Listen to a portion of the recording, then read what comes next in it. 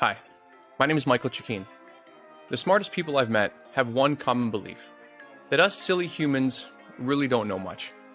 For example, we still don't know why planes stay in the air, or how Tylenol or even gravity works. Yeah, gravity. Look it up. In today's distracted, clickbait, misinformation age, I wish we could all be less certain, more humble, and a lot more curious.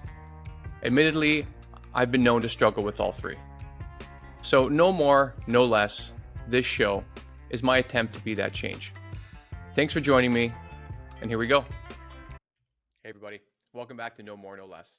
I'm Michael Chikeen, and in the virtual studio today, I have with me Katharine Giovanni. Katharine is a 3-time award-winning bestseller author of 12 books. She's also a speaker, trainer, and advisor, and a proud breast cancer survivor. Her latest work, The Ultimate Path to Forgiveness, Unlocking Your Power, offers profound insights into forgiveness. And so, let's dive into the world of forgiveness. Katharine Giovanni, welcome to the show. Thank you for having me, Michael. I appreciate it. I guess we can just start at the beginning because, as we just spoke a little bit, forgiveness is quite a big topic that we don't really look at enough. And I think all of us have someone or something or some moment in our lives that maybe we could use a little bit more forgiveness on. And I was hoping you can share with us like what started you down this path. I was raised like pretty much everybody on the planet in a pretty dysfunctional house. And in the 8th grade, my parents got a divorce. I was getting bullied in school and I tried to commit suicide, which turned me, and I never really recovered from it. So it turned me into the typical angry teen, rebellious, everybody knows one of those kids. And I kind of stayed like that well into my 20s. And I was angry. I was sick all the time.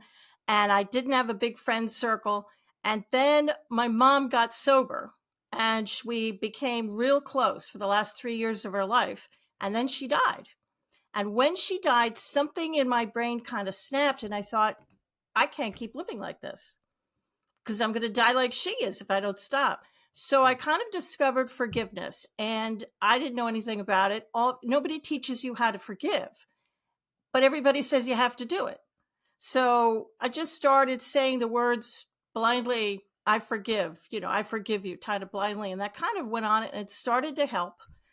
And my life started to improve because when I forgave somebody, I would put my hand on my chest and I'd really try and mean it. And that's about all I knew about forgiveness in those days. But I kept doing it and my life got better, met my husband, the finances increased, my health increased.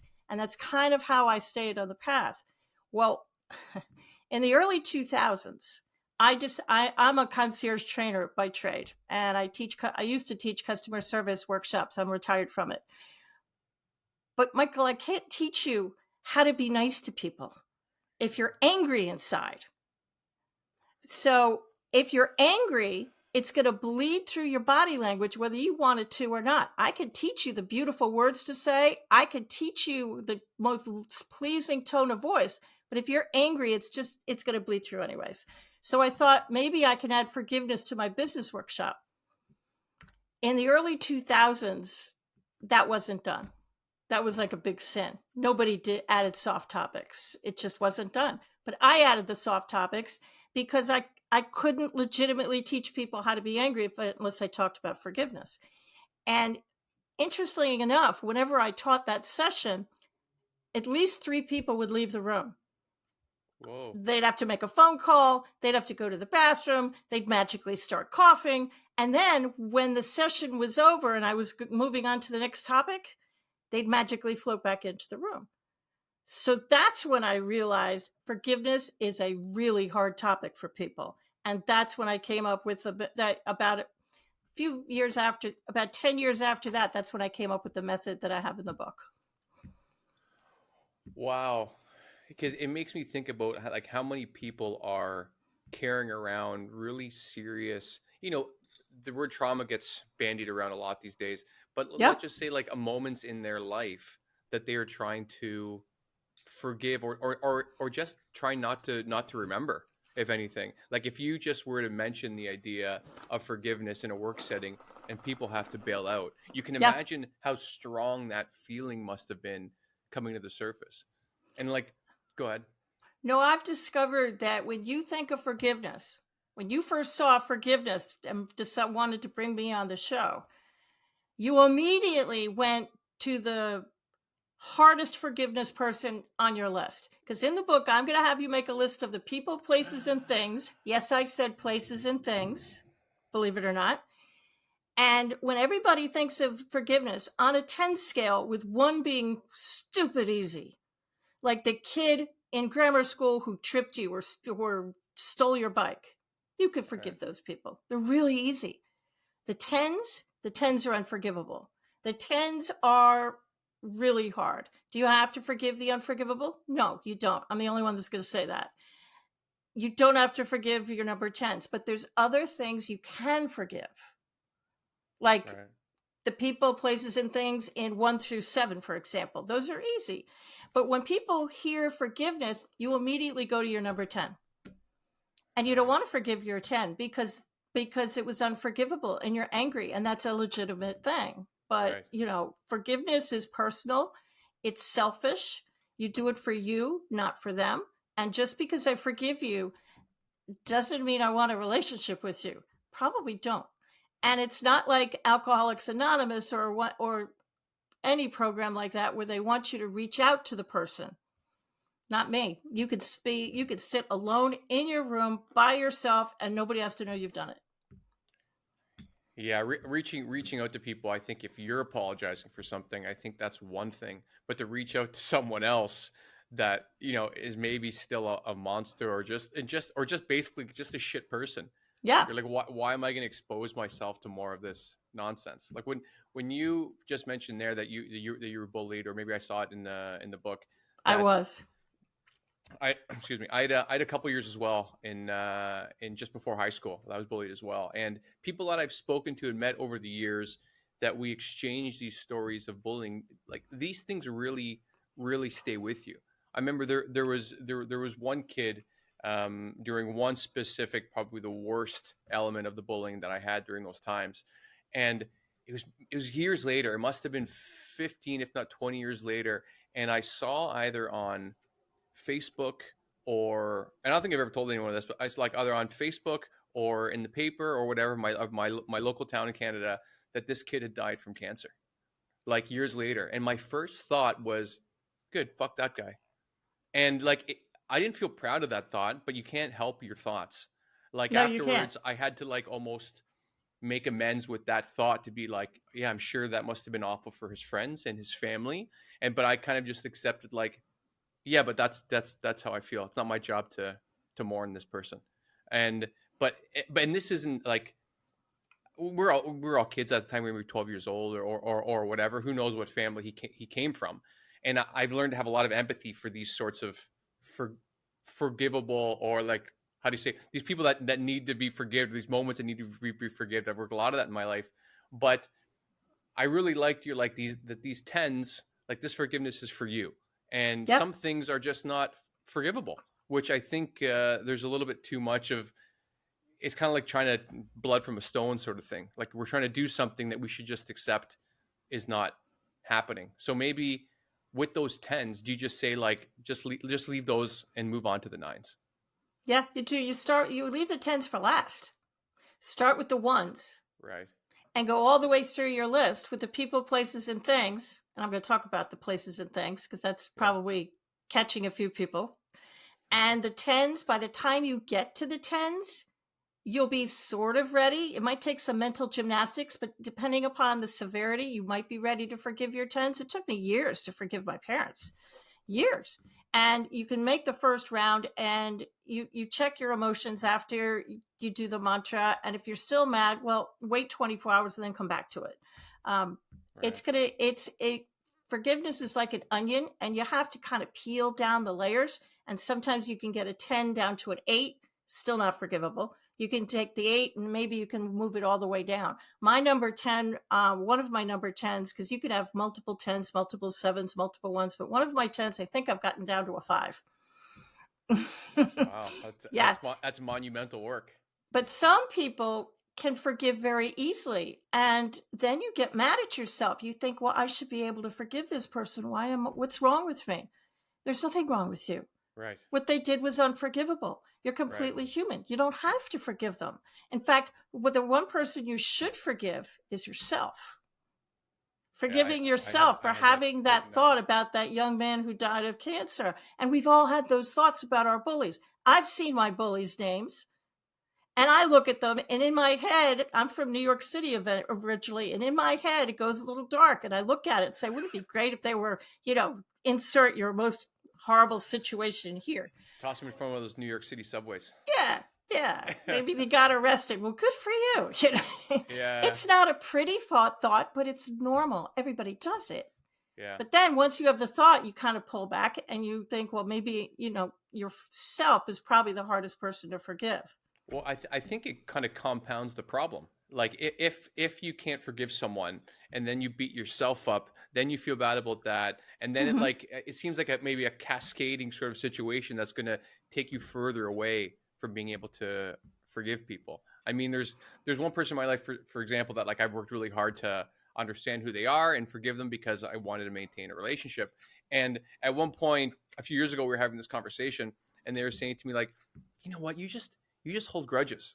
And like, luckily I was in my best self in that moment, in that day, whereas other times maybe not. But I remember saying that, like, I go, if I held a grudge, you and I would have zero relationship. Like, we wouldn't even be talking. So Right. it's not because of anything you've done. And you could see like the truth wash over that person. And it seems that there has been movement since such a conversation. But I think it speaks to what you're saying, that like it comes from us. Like, I think if someone on that forgivable list or needs forgiveness list comes forward to make amends, like Yeah. that's best case scenario. But I don't think that's maybe 1% of cases. Maybe like it seems very unlikely that these things are going to happen. So maybe take us like how you started thinking that this really needs to be done, and then how you developed a framework to hand on to other people. I think I started forgiving people out of desperation.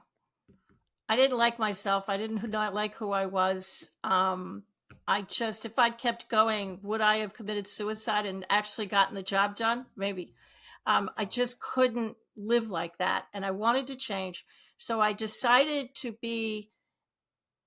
when I was in my 20s, I decided, okay, I'm going to be kind of a lighthouse and I'm going to show my family how to do it right. That's a really good thought for an adult. But when you're a late teenager, like in your 18, 19, 20, 21, it doesn't really work well for you because the adults don't want you to point out where they're wrong. It's not really a good thing for a kid to kind of say. So you kind of get labeled a rebel. Now, as it turns out, I was right, but it worked as an adult, not so much as a kid. But I kind of kept on doing it, and it just kind of naturally. It was like a breadcrumb trail how I got to it. The people that were hardest to forgive, I always save them for last. And I came up with the 10 scale, and your number 10s, those are the bear. You don't want to poke the bear. Okay, well, you're not ready to poke the bear, so you keep it for last. You keep those 10s for last. But there's other things you could forgive, I discovered. Like you can forgive the energy around the person. Einstein proved that energy is neither created nor destroyed. It just kind of changes form. So when you get mad, you think, okay, it goes out of my mouth and it goes up into the universe and it dissipates. No, it does not. Sad to say. Wish it did. It does not. It stays around your energy field, which is right around your body. And the energy field's there, whether you believe it or not, it's there. And if you hold on to that energy too long, it's going to start to affect your life. It's like, let's say this is a little glass of anger. I could easily hold it off to the side. I could talk to you. I could see my new significant other, job opportunities, real easy. But the longer I hold on to it, the more anger I'm going to put inside the glass. So eventually I'm going to need to hold it up like this because my body is going to start to hurt. And if I still don't put it down, now look at me, my body language. I can't see you. I can't see opportunities. I'm missing things. So forgiveness allows you to move it to the side and eventually put it down. Now I can see the opportunities. Now I can see where I'm going. My health is coming back. Money's coming back. You know what? I normally stay away from like these ideas at energy fields and things I consider more like woo woo sorts of stuff. But I'm kind of on board for this, like because I do think I've even been reading recently how that like happiness or sadness or anger, these things are contagious, right? Yeah, Like they're there's a very lot there's a contagious. lot of studies that go into this, especially like if someone is living on your block that you have some sort of exposure to. Like Yeah, if you see them and they get a promotion and they're in a good mood, you're likely to feel better as well. So you can imagine in your household, like you said, if you have an alcoholic in that household, which is like alcohol is a legendary depressive, sure. and so depressant, and so this idea that this energy that you're speaking or feeling, yeah, like even if it's not violent behavior, you have to be around someone that is depressed or someone that is, you know, perhaps, unhappy with their lives and not even admitting it. Like a lot of like I think older men that I read a book called I don't want to talk about it from Terry Real, is about covert depression, and the Great idea is, title. yeah, it was a great book actually. And what he's essentially saying is that like there are a lot of men that they just present much differently than women when it comes to depression. And so there's a lot of men walking around that are very undiagnosed. And so they're either, maybe they're getting into drugs or alcohol, but it's not like an emotion that men are ever allowed to have. And so if you have this stifling of sadness and loss and emotion, and you're in a house as a child, like you're going to know what's up. But you can't put a finger on it because you're too young to understand it. But you But can feel it. you can feel it. It Mm-hmm. seeps into you a little Yep. bit, and these are things that like it seems like you are undoing now with this idea um of forgiveness. And when you were on your journey, when did you start to see or feel or both like holy shit, like this is moving something inside me? Pretty much right away.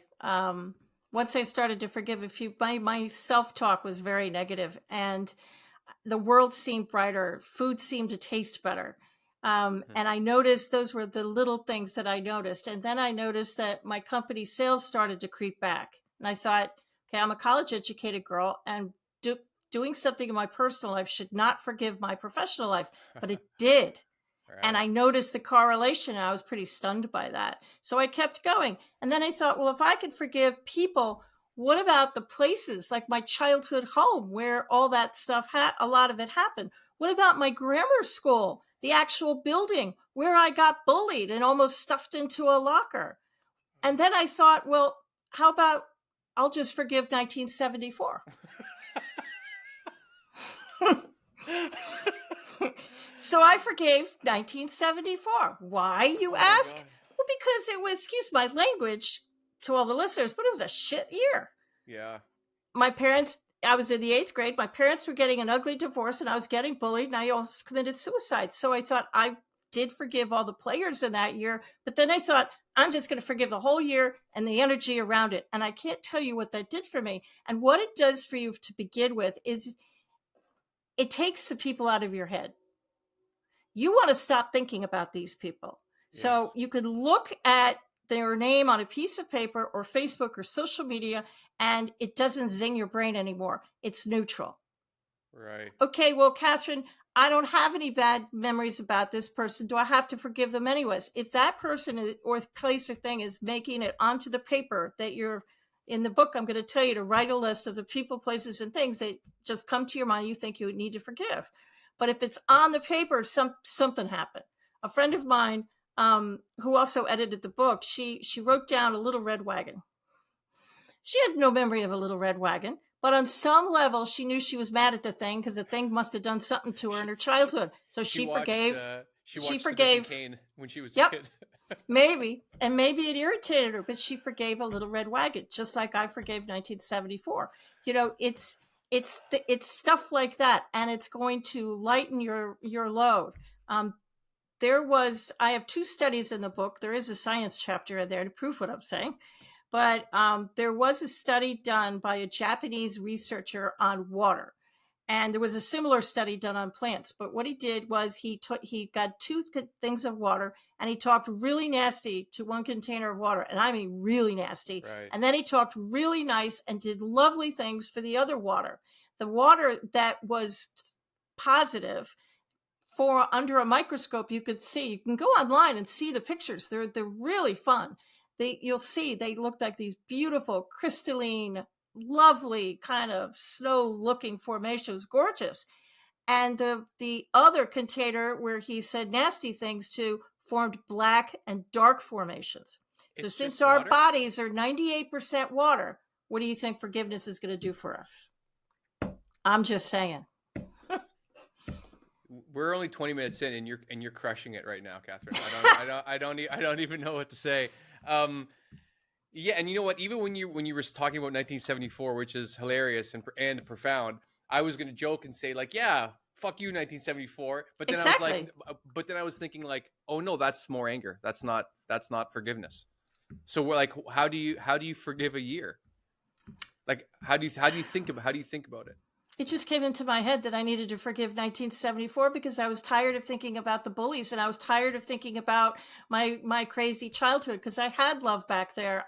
My parents did the best that they could. Here's how I forgave my parents, which were I had a few number 10s, but they were a couple of them. Right. I am not a particularly religious person, because I'm not.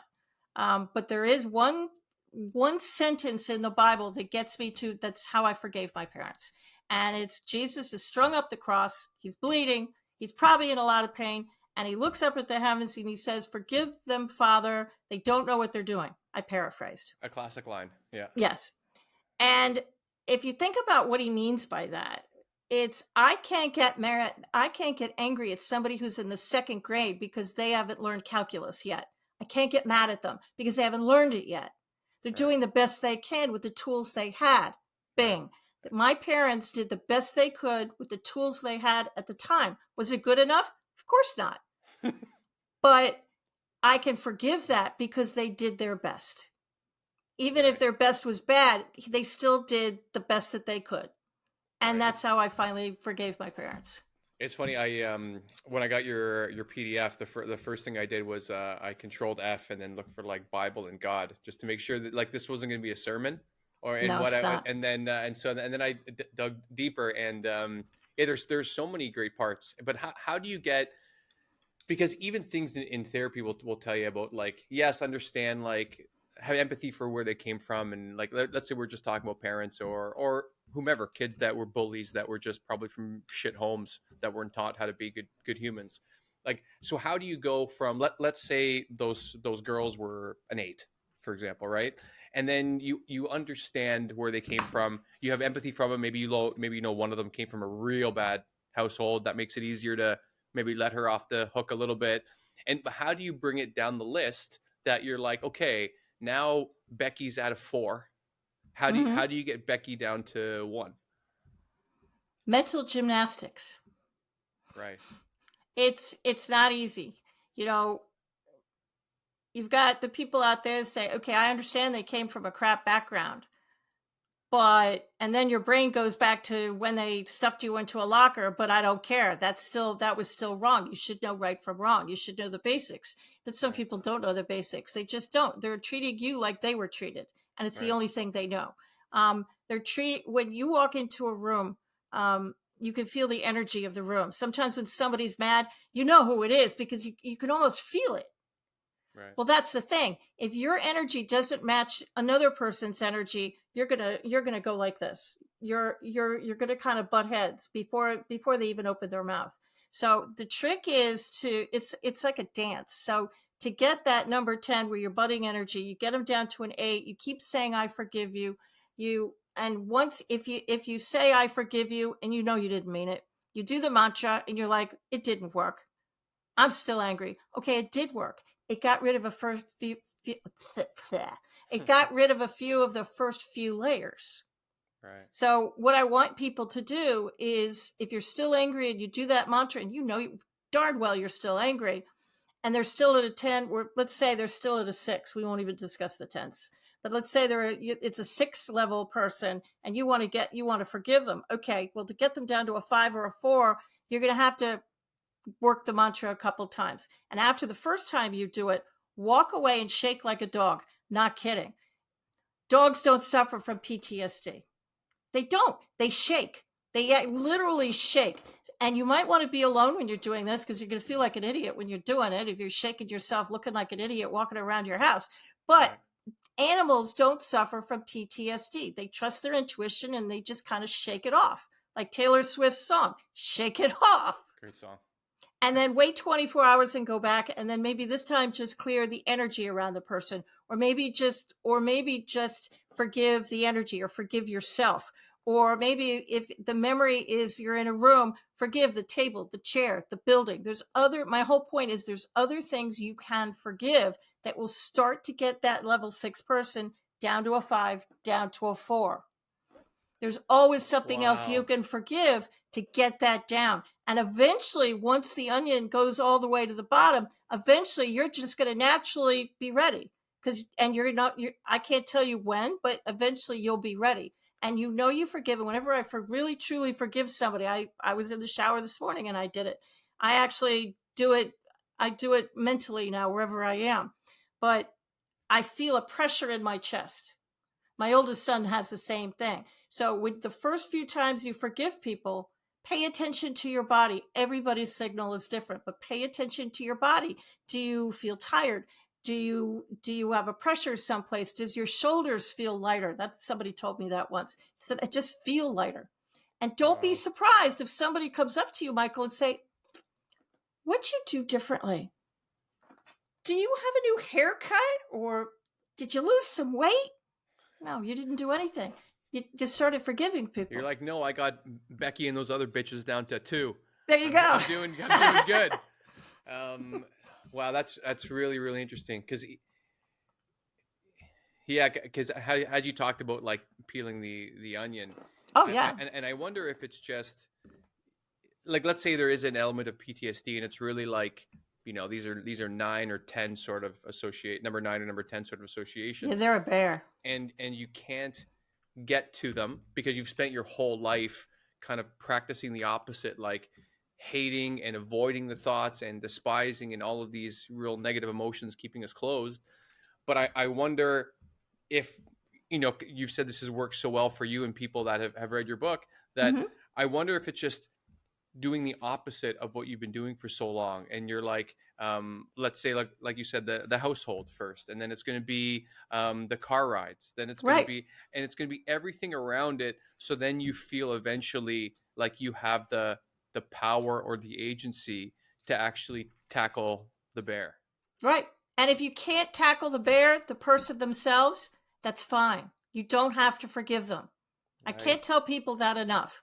I can't, because and sometimes, to be honest with you, if it's such a horrific thing, it may not even be appropriate for you to forgive them, to be honest. Right. It might be something that is just so horrible you can't, but you can forgive yourself. You can forgive the energy around the event. You can forgive the building, the chair. You can forgive all sorts of things. And if you're looking at me and listening to this broadcast and saying, no, I freaking can't, then don't forgive any of it, and forgive yourself for the role you may or may not have played. Right. The energy around yourself, and then just walk away. Forgive what you can and move on with your life. Well, yeah. Well, one of the big things that came from a bit of therapy for me years and years ago was talking about the element of bullying that I went through, because a large part of it I thought that I had caused, that I was this person, etc., that maybe deserved this or whatever. And it wasn't until this therapist kind of walked me through it that, like, and it's not a thought path I would have come up with. And so then when I was able to release all that, what I thought was a responsibility, accountability, etc., and it wasn't my fault, it made it a lot easier to forgive everyone else, realizing, like, oh yeah, they're all just shitty people. Like, this isn't my cross that I have to bear. And and that was like one step of, like, just letting that go. And I can't say I think of those things at all anymore. Like, I think if I really want to focus on it, you can go back and be like, yeah, that was awful. But the emotionality to it is gone. So like speaking to your point, I can really see how the method you've created would help people like let go, I think, of some of the sludge that maybe they have to walk through every day just to live their life. Yeah. I mean, it's, saying the words, not my circus, not my monkeys. My monkeys fly Yeah. personally. So yeah, seriously, not mine. But that idea helps. And leaving the number 10s for last, I discovered really helps people, because there are things you could forgive in your life. The person who stained your sweater, in grammar school, Right. or, somebody took your parking space in the parking lot yesterday. I can forgive that person. Right. Sure, you can forgive that person. And all these little forgiveness things add up, and they'll make you feel better. Now, one important point that I do want to mention is, please don't forgive more than 10 people in a sitting. And I always do it before bed. And the reason I do it before bed is because once upon a time, long time ago, I sat, and when I discovered the power of forgiveness, I thought, okay, I'm going to forgive everybody I can think of. I must have forgiven 50 people in one sitting. I mean, I wrote the list, and I blasted down that list. And then I spent the next 2 days in bed sick as a dog with what everybody thought was a stomach flu. It was not the stomach flu. When you forgive, you've heard, let me back up. You have heard in your lifetime, as we all have, anger is toxic. These are words we have Right. all heard.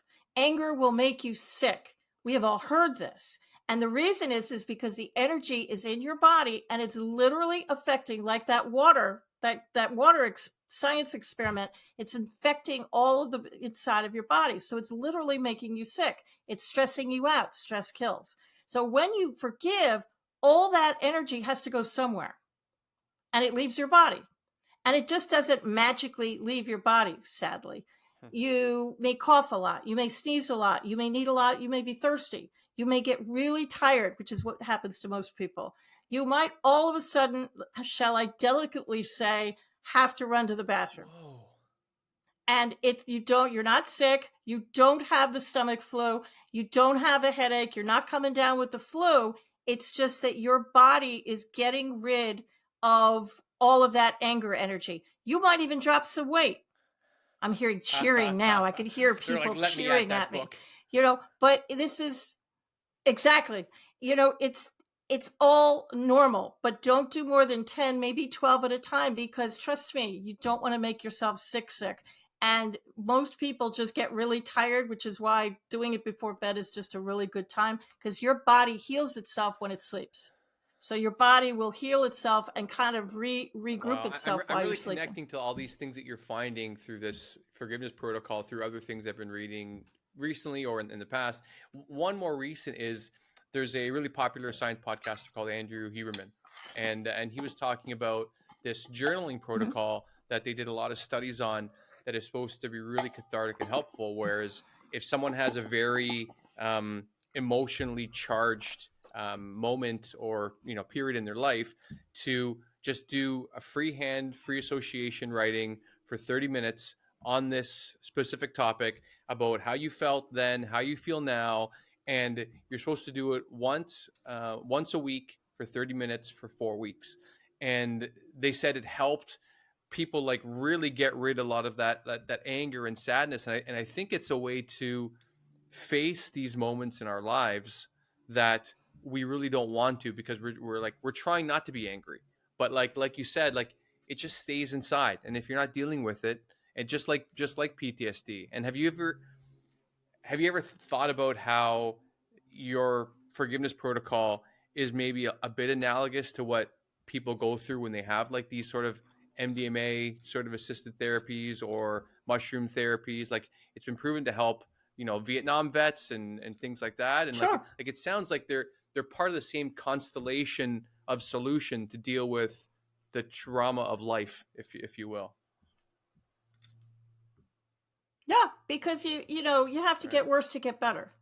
It's forgiveness is a beautiful thing, but you can't turn away from the negative emotions because that's toxic. You have to face the negative emotions. There was a childhood friend who was a family friend, a friend of my mother's, we should say loosely, boyfriend maybe. Try not to think about it too much. My parents divorced really early on, and he bought my mom a lot of stuff. And about 10 years ago, we discovered that everything he bought her was a fake. Guy turned out to be a con, and he's dead now. My mother's dead, but it took 30 years for the truth to float Right. to the top. It always floats to the top. And I can't tell you how angry I was. This childhood father figure was ripped from me. And I usually just try and slough it off and say, oh, well, it is what it is. But I couldn't this time. So I dove into the negative emotions, and it was horrible. I let myself cry. I let myself scream, and I let myself do that, which I'd never done before. And it kind of, afterwards, it made me feel better. And to come back from the brink, I turned to music, which is usually my go-to. I went out for a walk to clear my head. I I kind of cried and vented with a very close friend of mine who also does tapping, which is emotional freedom technique, which is kind of like acupuncture. And all of these things combined kind of brought me back. And I thought, I can't forgive him. So I do what every writer does. I wrote an article about it and I put it on my hard drive, and I just saved it. And I thought maybe someday I'll put it in a book. Okay, you fast forward about 15 years, Right. I put it in a book. Put the story in this book. And did I finally forgive him? Yeah, I actually did. By the time I discovered the article again, he wasn't a 10. He was probably down to a 7. And through a little mental gymnastics and understanding that he probably did the best that he could, he just happened to be more money hungry, I guess, than other people. I was able to forgive him completely over the course of a few Wow. days. And now it doesn't bother me at all. I can look at my childhood and I see happy memories. I can look at these names and remember the good times. I can look at my parents' faces and remember the good times we had. And I could dredge up the bad ones if you really want me to, but it doesn't bring me joy. And now I can actually remember the good times, which I never Wow. could Are remember you before. familiar with like the Gottmans, the Dr. Gottmans? Both they're Dr. No, I John haven't heard of and that Julie one. Gottman, I believe. They're like the apex of like relationship psychologists, and they did something called they had the Love Lab where they interviewed I think hundreds of couples, and at the end they arrived at a part where they could listen to any couple speak to each other for 15 minutes, and they could derive like a 90% confidence if this couple would stay together or break up. And one of the things they've learned is that there's also like this negative cycle that if there's too many negative Yep. experiences and not enough positive, then you enter a negative cycle where you actually start to change your memories for how you remember the story of the relationship.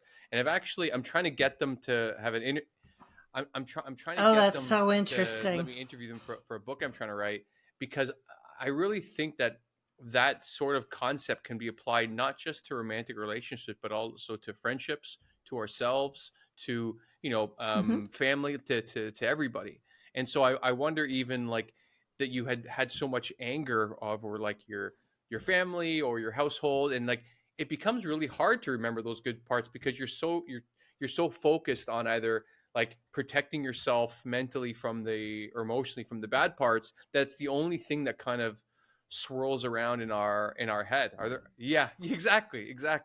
And I You're so focused on the yeah, anger, and there's nothing else. When you remove the anger, well, now I can see there were actually good times in my right, and childhood. just I for people mean, there that are were. listening that aren't on YouTube, Catherine is putting like a big water bottle in front of her eyes, meaning like if you have this anger in front of you, it actually stops you from seeing the good things in your life, and I believe that to be very true.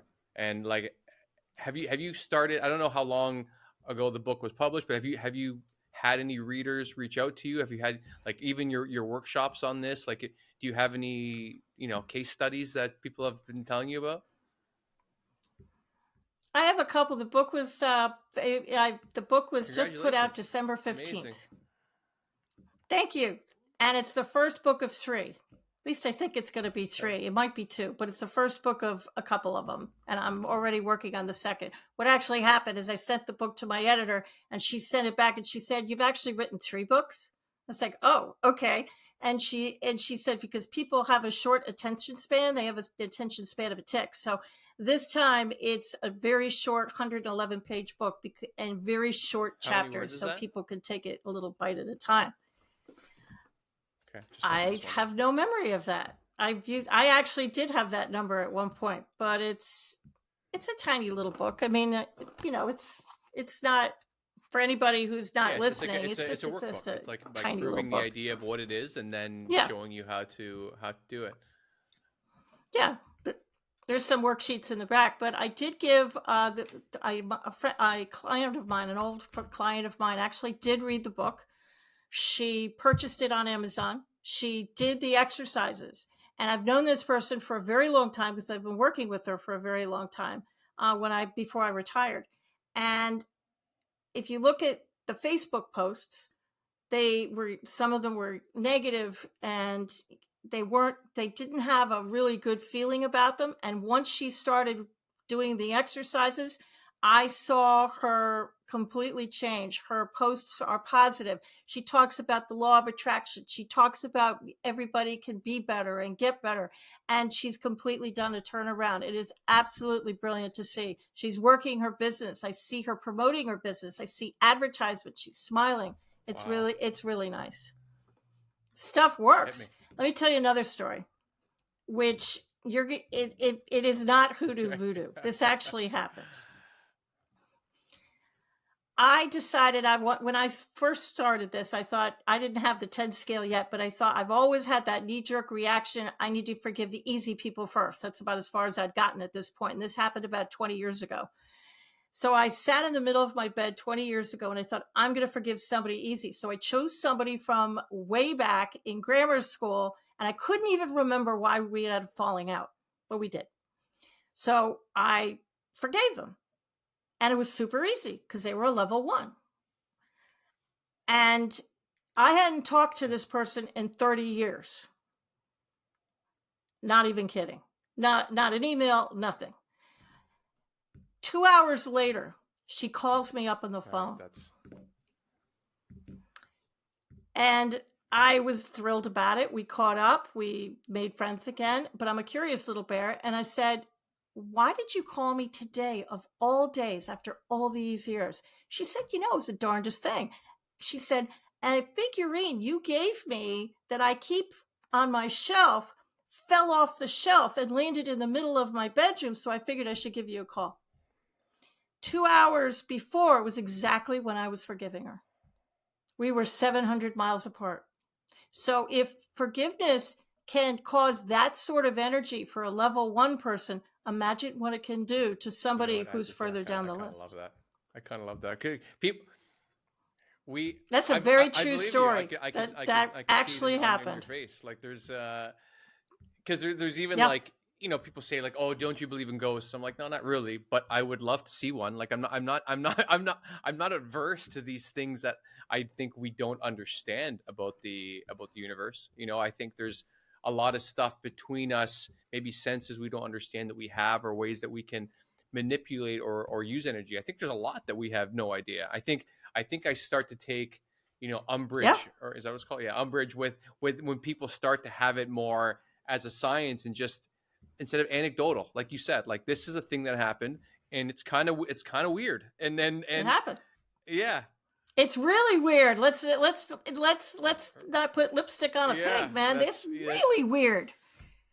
I mean, even when she said that, I almost fell out of my chair. This is 20 years ago. I mean, nobody did this kind of stuff. Maybe the hippies did, but nobody talked about this kind of stuff. And I just was floored. I said, what? Yeah. I mean, I couldn't even believe it. Have you heard from any men that have tried this?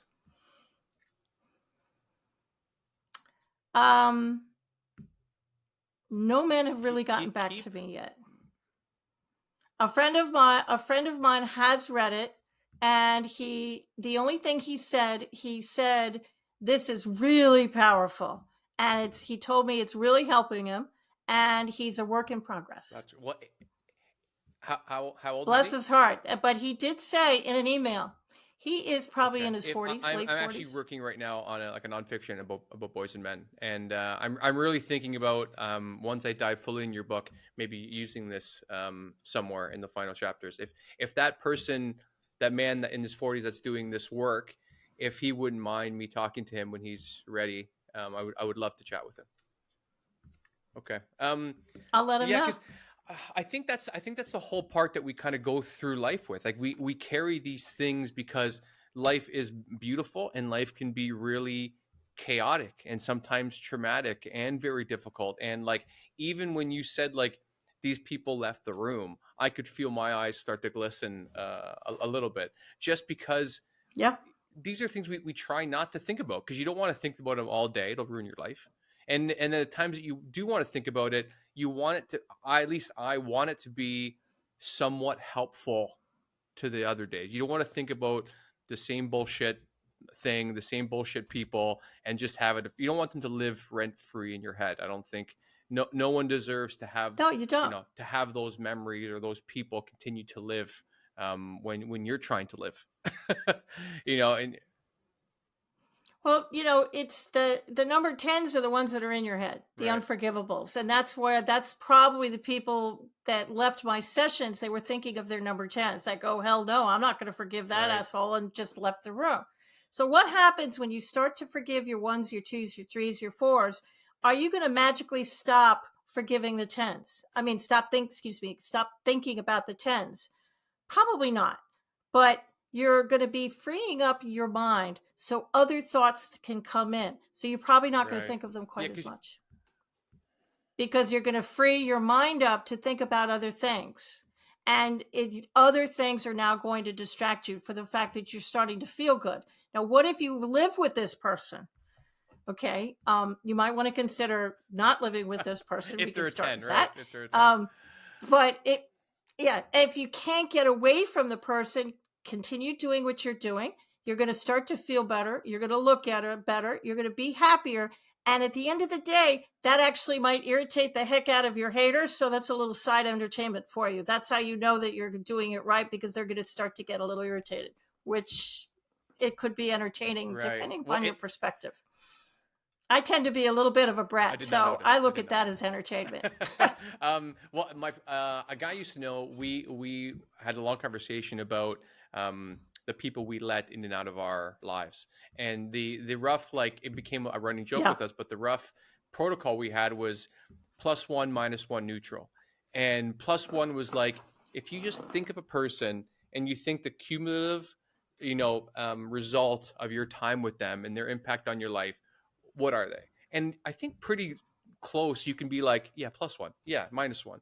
And we're thinking, but some people, let's say family, for example, that you still want a relationship with, you don't want to remove from your life, they're like, if the best thing you can do is make them like neutral, then then then Yeah. then then You want then to you've neutralize won. them. And I think, and that's like maybe limiting exposure or things you tell them or things like that. But I think your protocol would also fit really well into that as well. Like, let's say you're living with someone who's a 5, or a 6. If you can get them down to a 2 or a 3, that Yeah. sounds like a pretty healthy marriage. Like if you're And it's right. gonna help you. But Jim Rohn said there's a very famous quote that absolutely changed my life back in the day. You're the sum of the Oh, five hold people you on. spend the I most was time just with. talking about So Hold on, I who are was you just talking spending your about this with time with? someone the other day, and I would love to get your opinion on this. Okay, so I hear this a lot in entrepreneur communities, right? A lot of groups and masterminds I've been in. Right. It's the only place I've heard this thing from Jim Rohn about you're the average of your 5 closest friends. However, in the communities I've heard people banty around that phrase, it's normally looked at as far as like how much you're achieving, right? Like if you're not doing well, if you want to be selling more or have a bigger business or all these things. And myself and the girl I was discussing this with last weekend, she was thinking it along the lines of, because I agree with her that like it should also be people that fill your life with love. It shouldn't just be people Yeah. who teach you how to market better or teach you how to sell things. So I would love to know how you think about that, like your average of your 5 closest friends. If you're spending your personal time with 5 great people and they're all millionaires, there's a good chance you're going to be on your way to a millionaire, because this is your inner circle. These are the people you go to. These are the people Right. you cry with and you vent with. If you're spending your time with 5 people that are negative all the time, and maybe they drink a Right. lot, they're always goofing on people, that's probably how you're going to be, and it Right. is going to affect your business. So you look at your circle and you think, okay, who am I spending time with? And it's in my opinion, it's not a business thing. Who are you Yes, spending time with I agree. personally? And who you are spending time with personally is going to have a direct correlation to your business, because it's going to empower you. You're going to surround yourself with people. I try and surround myself with people who are smarter and brighter than me, and they keep me motivated. And these are people I can tell my darkest secrets to. And these are women that have my back no matter what. And that Right. 100% Yeah, affects because my I think business. there's a lot, especially, and I'd love to get more men in on this specific topic, but I do think it's not just people that will help elevate your life and business as far as like who you are. I think it's like just having people that if there's someone you went to school with who's like not doing amazing things, they're a teacher or a nurse, but like they fill your life with love, Yeah, and someone like, I think those things are undervalued when we think about your 5 closest friends. What do you think? I agree. I mean, when we're all on our deathbeds, are we going to think about the money we make? Are we going to think about the business we created? Or are we going to think about the Right. relationships we have? Are we going to think about our friends and our family and the people that we love? That's what you're going to think about on your deathbed. I'm a cancer survivor. Um, and I'm 12 years cancer free. But when you have dinner with the Grim Reaper and you don't go home Right. with the guy, it changes you. So for years, when I was going through cancer, I was focused on the relationships and I wasn't focused on the business, because there was a chance I was going to die, and I wanted to. That's where my focus was. And when I finally survived cancer and now I'm cancer free, I still have that mindset. It's the relationships that you cultivate, and it could be a business relationship, it could be personal, but the relationships is usually my number one focus, because at the end of the day, that's what matters. The love in your I love life that. is what matters the I most. love that. What was cancer a 10? Cancer was a 10. I forgave cancer. I forgave the chemo. I forgave the doctors. I forgave the radiation. I forgave the 4 years I Oh was my God. sick. I forgave all of that. I forgave the bed. I forgave all of it. I The pills. I had stage Oh my 3 God. breast cancer, triple positive. So, and that I was sick for 4 years. And once I came out of it, I forgave everything, including the chemotherapy. I forgave all of it, and the chair I was sitting, I Uh, forgave all of it. I can't tell you how much I love the idea of forgiving like places, years, inanimate objects. I really do think that Mm-hmm.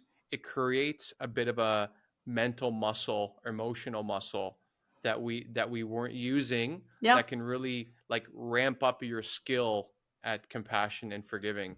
And do you feel like there are some people that you've forgiven that you've gotten down to like, let's say 3 and under, that you don't need to think about anymore, that like they're not off the list, but they're kind of out of your head, that like you've made peace with these things? Yeah, I know the last number 10 I still have on my list is down to maybe a 4 or 5. Why hasn't the Queen of Forgiveness forgiven this person? I don't know. I don't think I about think it that's the every important day, part though. and I think that, every once in a while they still kind of yeah, tick me but off. I, I'm I think I human. think I don't know if But the goal should be, and you're the queen empress of forgiveness, but I don't think that the goal should be to get a 10 down to out the door. I think the fact that like just that they're out of your mind more often, and oh yeah, they're out of my yeah, mind. and I don't how think was that about them before? at How was all. that before you started this with them when they were at a 10? Like, would you say they're kind of like, where they were like omnipresent? They were a 10, and they were Yeah, always it's the in my worst. head. Now, the other thing that listeners have to understand is you can Yeah. forgive dead people. It doesn't matter where they are or not. If they're living in your head, even if they've passed, the memory is still there. You can forgive that too. This is fucking great. I think, you know what, if I have the PDF, but if you allow me to pay for shipping, I'd love to get a hard copy or whatever copy of uh, the book. Yeah. I will. Email me your Well, address. thank you so much, Catherine, for all this. I think it's super important, and you know, I think if we get enough words out from this, I think you're going to be on a speaking tour at probably every company or every school, everywhere for people. And I think if you can take the emotional load off of one person's plate, you know, it sounds like amazing work. So thank you for sharing this with all of us. Thank you for having me. I love to see people's authentic self come out, and that means a lot to me to see this. Yeah. Well, That's thank why I you. wrote the book. Thank you for having me. So thanks for listening to No More, No Less. I appreciate the time you spent with me today. So please subscribe and rate the show if you enjoyed it. It'll help me create more amazing content and get that next little bit of validation that I so deeply crave. If you didn't enjoy it, well, that sucks. But to make sure, I think you should listen to my next 10 episodes and then decide. I mean, come on. Rome was not built in a day. I'm just getting warmed up here, guys. So thanks again. See you next time.